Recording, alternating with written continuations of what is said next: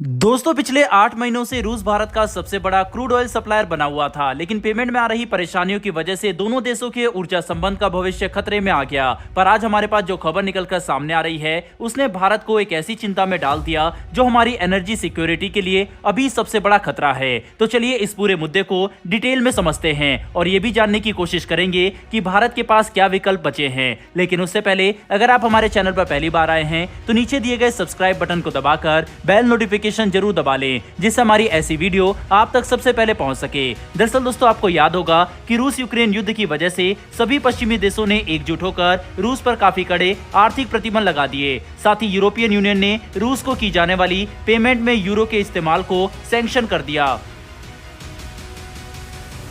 और अमेरिका ने डॉलर के इस्तेमाल पर प्रतिबंध लगा दिए। मतलब दुनिया की दो सबसे ताकतवर करेंसी का इस्तेमाल करके अब कोई भी देश रशियन क्रूड ऑयल की पेमेंट नहीं कर सकता, जो भारत के लिए एक बड़ी चुनौती के तौर पर सामने आया। पर हमने लोकल पेमेंट मैकेनिज्म बनाकर इससे छुटकारा पा लिया। फिर अचानक से ये रिपोर्ट निकलकर सामने आई कि यूरोप और सभी पश्चिमी देश साथ मिलकर रशियन क्रूड ऑयल पर कैप लगाने की बात कर रहे हैं, जिससे रशियन क्रूड ऑयल एक निर्धारित रेट से ज्यादा की कीमत पर नहीं बेचा जा सकेगा। और जब अमेरिका के समर्थन में यह ऑयल प्राइस कैप लागू हुआ तब रूस को ना चाहते हुए भी अपने क्रूड ऑयल की कीमत $60 प्रति बैरल से कम ही रखनी पड़ी, जिसके अंदर भारत रूस को दिरहम और रुपये में पेमेंट करके आसानी से क्रूड ऑयल खरीद रहा था। लेकिन अब ये रिपोर्ट निकलकर सामने आ रही है कि कुछ ही देर पहले रशियन क्रूड ऑयल की कीमत में एक छोटा उछाल देखने को मिला, जिससे Russian Ural flagship crude oil अब $2 से लेकर $3 प्रति बैरल तक महंगा हो चुका है। लेकिन चिंता की बात यह नहीं है कि क्रूड ऑयल अब महंगा हो गया, बल्कि चिंता की बात यह है कि अब रशियन क्रूड ऑयल की कीमत ग्लोबल प्राइस कैप के द्वारा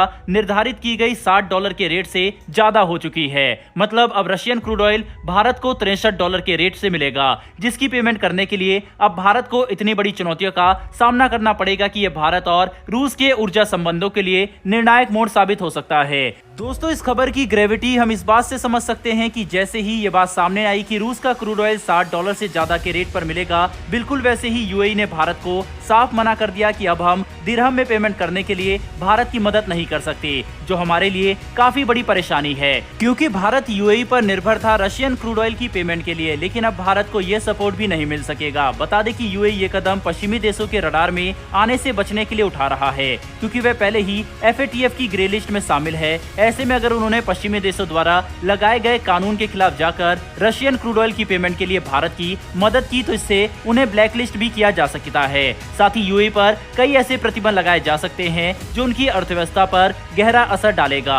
ऐसे में स्वाभाविक तौर से यूएई अब भारत की मदद करने से पीछे हट चुका है। ज्यादा बड़ी परेशानी यह है कि मौजूदा समय में रूस भारत का सबसे बड़ा क्रूड ऑयल सप्लायर है, लेकिन अब पेमेंट के मामले में हमारे पास ज्यादा ऑप्शन बचे ही नहीं है, क्योंकि रूस के साथ रूपी रूबल ट्रेड मैकेनिज्म भी हमें फेल होता दिखाई पड़ रहा है। वह भी सिर्फ इसलिए क्योंकि रूस को एक ऐसी करेंसी चाहिए जिसे वह तुरंत इस्तेमाल कर सके, जबकि भारतीय रुपया अभी यह करने में सक्षम नहीं है।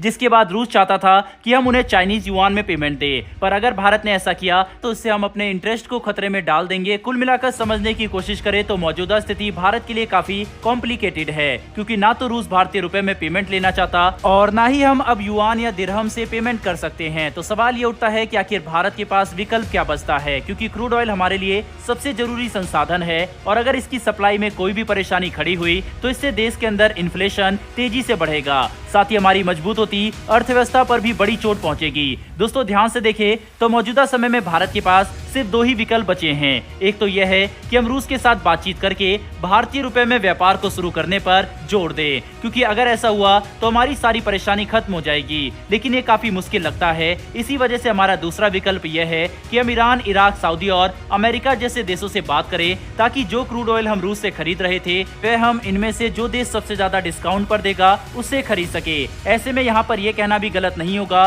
कि हमें यूएई पर ध्यान देना चाहिए, क्योंकि यूएई पहले ही हमारे साथ रूपी दिरहम ट्रेड के लिए तैयार हो चुका है और क्योंकि दोनों देशों का द्विपक्षीय व्यापार काफी संतुलित है, इसीलिए इसमें परेशानी भी नहीं आएगी। खैर ये देखना काफी इंटरेस्टिंग होगा कि भारत अपनी एनर्जी सिक्योरिटी को बचाने के लिए क्या कदम उठाता है, क्योंकि इस वक्त काफी ज्यादा हालात भारत के लिए खराब हो चुके हैं। बहरहाल दोस्तों इस वीडियो में इतना ही, लेकिन यूएई का इस तरह से मना करने के ऊपर आपकी क्या राय है कमेंट बॉक्स में लिखकर जरूर बताइएगा। फिर मिलेंगे डिफेंस और वर्ल्ड अफेयर से जुड़ी इस तरह की नई वीडियो के साथ। धन्यवाद, जय हिंद।